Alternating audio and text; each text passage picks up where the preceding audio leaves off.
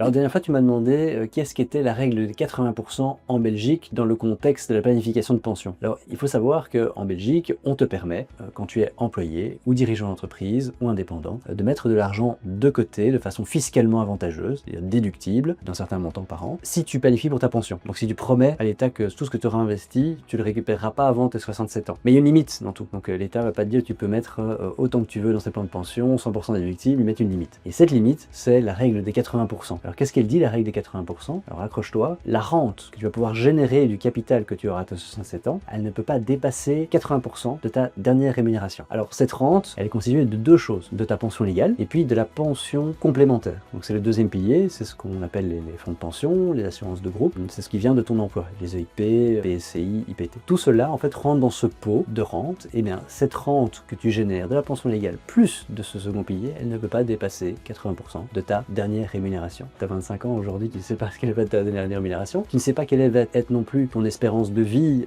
finale, donc comment est-ce qu'on convertit un capital que tu vas recevoir à 67 ans en rente, combien d'années est-ce que ça permet de tenir, ta pension légale, quelle est-elle? C'est difficile à calculer aussi, ça va changer en fonction des statuts que tu auras eu dans ta carrière, fonctionnaire, employé, indépendant, donc on ne sait pas tout à fait non plus prédire à l'avance ce que ça va être, et puis tout ce que tu mets dans ton pot en tant qu'investissement, ça va grandir, ça va être placé sur le marché financier, quel rendement utiliser pour prédire quel capital tu peux obtenir, tout cela fait que c'est excessivement complexe à calculer, excessivement sujet à interprétation, et donc je plaide, moi comme d'autres d'ailleurs, à une simplification drastique du système. Il serait bien plus simple de dire chaque année, tu peux mettre jusqu'à 15%, disons, de ta rémunération brute dans un plan de pension.